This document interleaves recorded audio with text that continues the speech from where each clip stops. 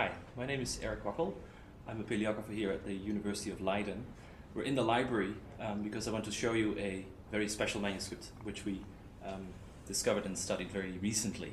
The manuscript is right here in front of me. It has three parts, as often happened with medieval manuscripts. They were bound together at a later date, in this case likely in the 17th century. There's apparently nothing special about this manuscript. It's a normal book with parchment leaves. It's from the 10th century, the first two parts, and the third part is from the 11th century, likely the first half. But if you turn to this third part, very quickly something special becomes apparent. And you can see it right here. The pages are very dirty, discolored. The edges of the page are sort of crumbly, and there's even, at various points in the book, on the pages are little corners missing, and there's smaller pages inserted. So what's going on here? This is a very strange scenario in medieval book production, and I'm going to show you what actually is the idea behind this book. And the story will include some references to cheap materials, to parchment, and also to users who try to economize on the production of manuscripts. The first thing I have to show you to understand the significance of this manuscript is the material on this side of me. What you see here is a large sheet of parchment, and this is essentially the sheet as it was sort of prepared after the skin was taken off, in this case the cow. And you can see on the edges there's little gaps missing on this side as well. So this beast skin is not entirely square, but needed to be made square if you want to make a book out of it. And to do that, you cut out certain parts of the skin, namely the last sort of 15 centimeters of the complete hide as we know it here.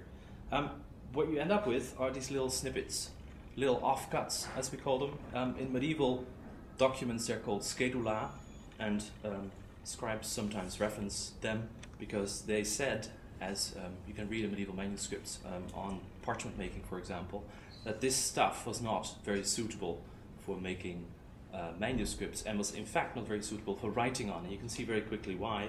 It's very tiny. The corners are sort of, there's not even real corners, it's just little gaps that are missing.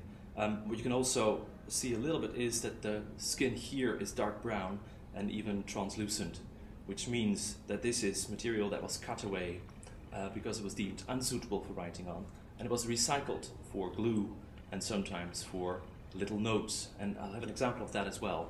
In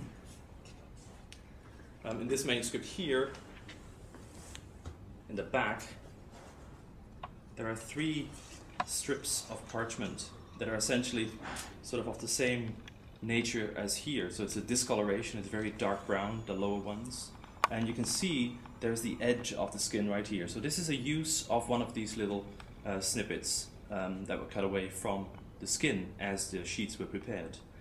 They were used by students in this case for writing on, for little notes during classroom notations probably. There's other uses as well, as we can find in primary sources. For example, we know that readers wrote letters on these small snippets. We have ballads from votes surviving, made on these little ones. And now we can slowly return to our third part of this manuscript. What you're actually looking at are a number of these snippets bound together. The scribe has tried to make what we call double leaves, bifolia, to make give the book a normal appearance. But at the corners you can still see the edges of the skin, so you can actually look at, you can compare these two, and you very quickly see that we're actually looking at the same material, be it that this is a little bit larger. So what we're looking at in this third part of the manuscript is recycling of garbage, if you want, of leftover material from the production of skins, from the production of manuscript parchment. And this means that we're actually looking at a scribe who tried to economize, who tried to make a book with as little cost as possible, and he didn't mind that you end up with pages like this, that are actually much too short, that are inserted. This is actually a single leaf that goes around the edge here, around the corner, that you actually end up with a book that looks very much like something else in a book. But it is, of course, an object that contains text, just like this one, which is made out of normal material, and just like the one here, which is of course the kind of manuscript that we know very well from the Middle Ages, these large books from monasteries that look very impressive and that are made always out of parchment that is sort of the best part of the skin, that is the middle part. So the significance of this book in the University Library here is that we have, for the first time in Holland, I think, a manuscript identified that is made out of the leftover material, the garbage, if you want, from a medieval parchment maker's shop.